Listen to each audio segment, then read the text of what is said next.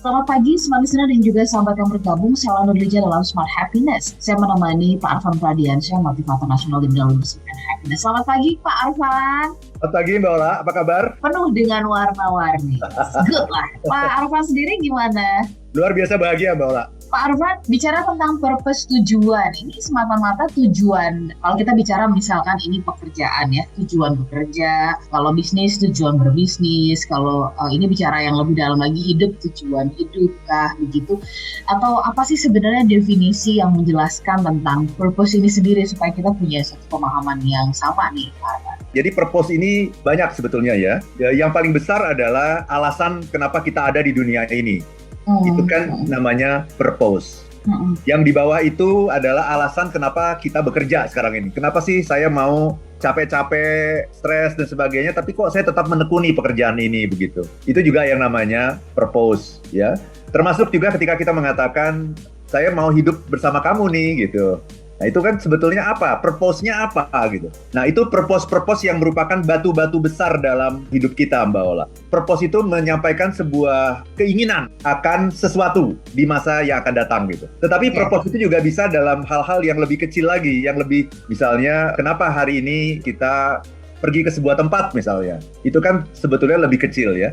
Kenapa hari ini kita siaran nih bersama Mbak Ola gitu. Itu kan sebetulnya purpose yang lebih kecil lagi gitu. Jadi purpose itu bisa jangka panjang, bisa juga berjangka pendek, Mbak Ola. Jadi kalau kita mudahkan gitu ya, kesamaan kita kalau dari penjelasan Pak Arfan tadi adalah alasan untuk kita terus bertahan hidup dan bahkan bukan cuma bertahan, tapi berkarya. Alasan kenapa pagi ini Anda mendengarkan Smart FM. Alasan kenapa Anda misalkan mengkonsumsi multivitamin nih saat-saat ini misalkan. Ada sebuah purpose, betul. Itu ada sebuah purpose ya. Pak Arfan, faktor yang dari mana sebenarnya yang membuat kita tuh akhirnya bisa aware ya untuk punya purpose? Dari luar atau justru dari dalam? Karena ada ketukan hati nurani yang mengingatkan dan sebagainya, Pak Arfan. Bisa dari luar, bisa dari dalam. Tetapi kalau dari luar, sesungguhnya purpose kita itu tidak genuine, tidak murni gitu. Karena akan sangat tergantung stimulus dari luar, Mbak Ola. Jadi yang membuat purpose sebetulnya yang lebih duluan daripada kita. Contoh begini, kalau kita masuk perusahaan, Mbak Ola,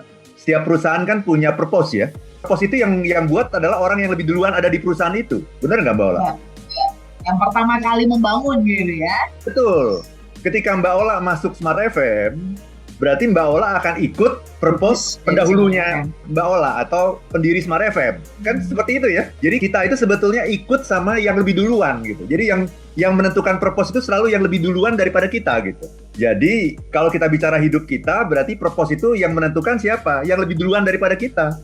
Ya, yang ingin saya katakan adalah berarti purpose itu kita ini tinggal melanjutkan dari yang sudah ada sebelum kita, yaitu Tuhan gitu. Jadi Tuhan itu punya purpose yang begitu banyak, kemudian Tuhan berbagi kepada manusia. Ola Nurlija ini purpose-nya, tolong dijalankan ini titipan dariku, ini amanah. Arfan Pradiansyah ini loh, purpose-nya ini, tolong jalankan ini. Dan kita dilengkapi dengan kemampuan-kemampuan untuk menjalankan purpose itu gitu. Jadi purpose itu dari mana? Dari dalam. Kita harus menemukan dari dalam diri kita. Hanya menemukan gitu ya, karena itu sudah ada sebetulnya. Tapi kadang-kadang banyak orang yang tidak bisa menemukan. Karena itu wisdom yang paling dalam adalah kenali dirimu. Pak Arfan, kan seringkali orang suka merasa kayaknya sudah terlambat untuk punya purpose gitu ya, karena faktor usia kah gitu, atau karena misalnya pendidikannya enak. Pak Arfan ngomong gitu karena Pak Arfan sekolah, karena Pak Arfan mengenyam pendidikan gitu kan. Jadi kayaknya ngomongnya enteng banget. Apakah purpose itu dibatasi oleh hal-hal yang tadi itu Pak? Atau ya sesungguhnya siapapun kita bisa memulai memiliki purpose kita? Ya, pendidikan tentunya memainkan peranan Mbak Ola. Membawa pengaruh pada kita untuk mulai menyadari itu. Karena banyak orang yang tidak sadar gitu Mbak Ola. Tetapi kalau kita selalu berpikir, kita sebetulnya akan menemukan sendiri sih sebetulnya. Ya, zaman dulu juga kan nggak ada pendidikan kan. Kenapa Siddhartha Gautama itu akhirnya bisa menemukan misalnya? Kenapa? Karena dia selalu istilahnya bersemedi gitu. Dia bersemedi, mikir, sebenarnya saya dikirim ke dunia ini untuk apa ya? Sama, Nabi Muhammad juga seperti itu kan. Mau belajar dari mana pada zaman seperti itu kan? Ya, jadi itu sebetulnya bisa kita dapatkan kalau kita mau berpikir. Tetapi kita harus sadar bahwa harta terbesar yang dititipkan Tuhan kepada kita itu adalah diri kita gitu. Nah, kita suka nggak sadar sehingga tidak menghargai diri kita. Dan ini sebuah perjalanan yang tidak akan ada habisnya sampai akhir hayat, Mbak Ola. Karena saya sendiri hari ini ya bisa menemukan diri saya yang berbeda dengan sebelumnya gitu. Jadi 17 tahun yang lalu saya menemukan bahwa saya harus jadi motivator gitu. Tapi kemudian perjalanan semakin kesini, semakin tahu motivatornya apa. Kalau dulu pokoknya semua motivasi deh saya. Ternyata enggak gitu. Oh, saya baru tahu saya itu cocoknya leadership dan happiness. Makin kesini makin fokus lagi. Oh, leadershipnya juga yang terkait dengan perubahan mindset, perubahan paradigma. Semakin lama kita itu menjadi makin spesialis, Mbak Ola.